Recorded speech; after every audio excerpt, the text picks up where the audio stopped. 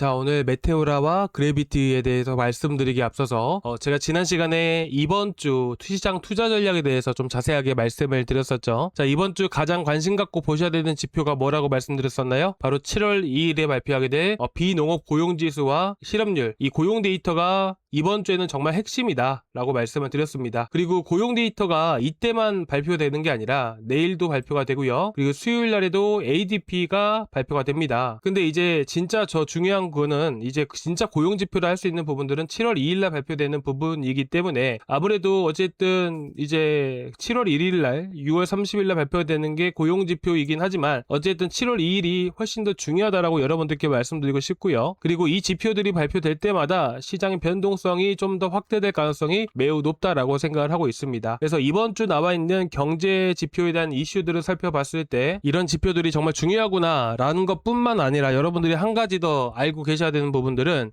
지금 어찌됐든 간에 현재 이더리움이라든지 뭐 주요 메이저 코인들이 있죠. 주요 메이저 코인들이 어떤 흐름들이죠? 지금 보시면 바닥 구간에서 이제 지지를 받을 수 있는 구간이자 반대로 이탈했을 때는 앞에서 지지 라인을 이탈했을 때 어떻게 됐나요? 강하게 투매 물량들이 나오게 되면서 급락을 보여줬었죠. 마찬가지로 이런 이슈들이 과연 시장을 지지로 이끌어줄 것인가, 단기 박스권 횡보하는 흐름들로 만들어질 수 있을 것인가, 아니면 앞에서처럼 급락을 보여줬듯이 현재 위치에서 추가적인 급락을 나와줄 것인가. 결국 이 이슈들이, 오늘 말씀드린 이 이슈들이 시장의 흐름을 바꿀 수 있는 이슈구나 라는 것까지 알고 계셨으면 좋겠고, 특히나 가장 중요한 이 고용지표는 뭐 여러분들도 아시겠지만 이제 6월 초에 발표가 되었을 때 기억나실까요? 6월 초라고 하게 된다라면 이제 이더리움이 6월 초부터 해서 어떻게 됐어요? 6월 초부터 해서 지금 보시면 이 검은 색깔 선 보이시죠? 여기가 이전에 지지해줬던 지지 라인이었습니다. 이 지지 라인을 뚫고 내려갔던 시기가 6월 2일, 6월 3일, 6월 4일, 6월 5일, 6월 초였습니다. 이렇게 이더리움이 급락을 보여줄 수 있었던 이유는 뭐냐면 국채금리가 정말 많이 올라갔었기 때문이에요. 국채금리가 올라간다는 것은 말 그대로 현재 금리 인상 가능성이 매우 높아졌고 시장에서 자금들이 이탈하던 그런 시기였다라는 부분들이죠. 그렇게 국채금리가 올라갔던 이유는 금리 인상 가능성이 높아졌기 때문인데 그 이유 중 하나가 바로 고용에 대한 호조였기 때문입니다. 그래서 이번에 발표하게 될 고용지표에 대한 결과가 어떻게 나올지가 저는 정말 중요하다고 생각을 하고 있고 고용이 이번에도 자 보시면 월드컵으로 인한 일시적인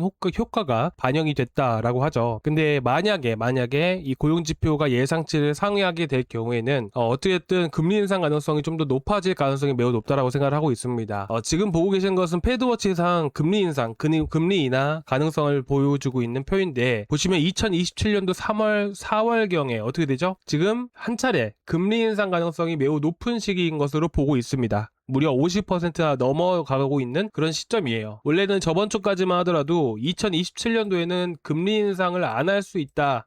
금리 인상 가능성이 제로에 가까웠습니다. 하지만 지금 갑작스럽게 이렇게 또 변화했던 부분들은 고용에 대한 부분들도 있지만 유가에 대한 불안정성이라고 저는 생각을 하고 있어요. 근데 어쨌든 중요한 거는 이게 지금 3월달, 4월달 중으로 해서 금리 동결 가능성이 높았지만 금리 인상 가능성이 높아졌던 부분들이기 때문에 아무래도 이번 이제 연말까지는 물가 데이터와 고용 데이터에 대한 부분들이 시장에 큰 영향을 미칠 가능성이 높다라고 보고 있고요. 이번에 발표하게 될 고용 지표가 과연 어떻게 나올지가 가장 관건인 것 같습니다. 그래서 솔직히 말씀드려서 뭐 지금 어쨌든 유가가 정말 폭락을 보여줬던 부분들이기 때문에 시장에 갑작스런 돌발성 악재가 나오지 않는 이상은 그래도 시장이 지지부진한 흐름들은 나올 수 있겠지만 현재 지지 라인마저 현재 230만원 라인마저 떨어질 가능성은 좀 현저하게 떨어진다라고 저는 생각을 하고 있습니다. 자, 그래서 일단 이번 주는 뭐 시장에 큰 탈 없이 자 이제 지지 라인 이탈하거나 그런 흐름들은 없이 횡보하는 흐름들이 나와줄 수 있지만 어쨌든 지지 라인을 한 차례 깨게 되면 급락을 할 수 있는 정말 중요한 위치에 있잖아요. 그렇다 보니까 제가 지난 시간에도 말씀드렸지만 김치코인들이 올라가는 이유들이 대부분은 시장의 변곡이 찾아오기 직전, 예를 들면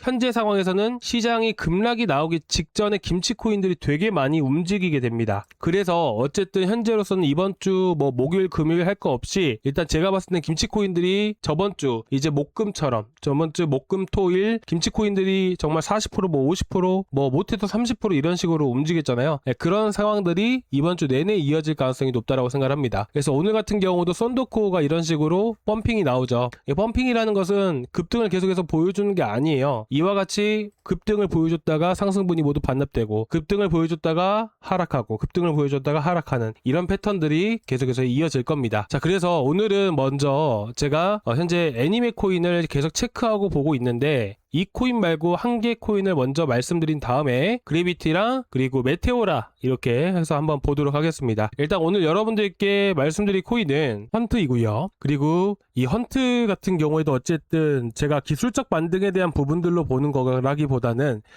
제가 예전에도 여러분들께 한 가지 추천드렸을 때 어떤 방식으로 추천을 드렸냐면 일단은 종목에 대한 선정을 하게 되고 그리고 그 다음에 보는 것들이 첫 번째로는 거래대금입니다. 그리고 최근 들어서 가장 많이 급등했던 코인 중에 하나이고 거래대금이 많이 터졌던 코인 중에 하나가 바로 헌트였습니다. 그리고 그 다음에 보는 부분들이 뭐냐면 일반적으로 대부분의 코인들은 이렇게 투매 물량이 나오고 난 다음에 최근에 급등했던 코인들의 공통점이 뭐냐면 지지라인을 깨고 급락을 시킨 다음에 거래대금을 동반해서 급등하는 코인들이 였습니다. 근데 이런 코인들의 공통점이 뭐냐면 한 번에 급등을 보이게 나서 아까 썬더코어도 보셨다시피 모두 다 빼는 흐름들이 만들어지게 됩니다. 근데 그런 코인들 같은 경우는 한 번에 급등이 거기서 끝이 아니고 한 번 더 급등하는 경향이 상당히 강합니다. 자, 그래서 여러분들께 이 헌트를 말씀을 드리는 건데 일단 헌트 같은 경우에는 제가 여기 급락을 했을 때도 한 차례 말씀을 드렸던 코인이고 그리고 이 코인 같은 경우도 그 당시에 여러분들께 말씀을 드렸을 때 50일선은 돌파한 순간에 매수를 하셔야 됩니다 라고 했었죠.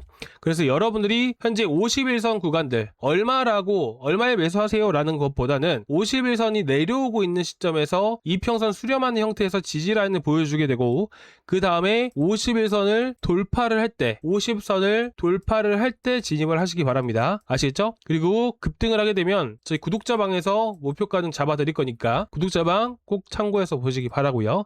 이거 말고도 현재 썬더코어라든지 애니메 코인도 지금 올라가고 있잖아요.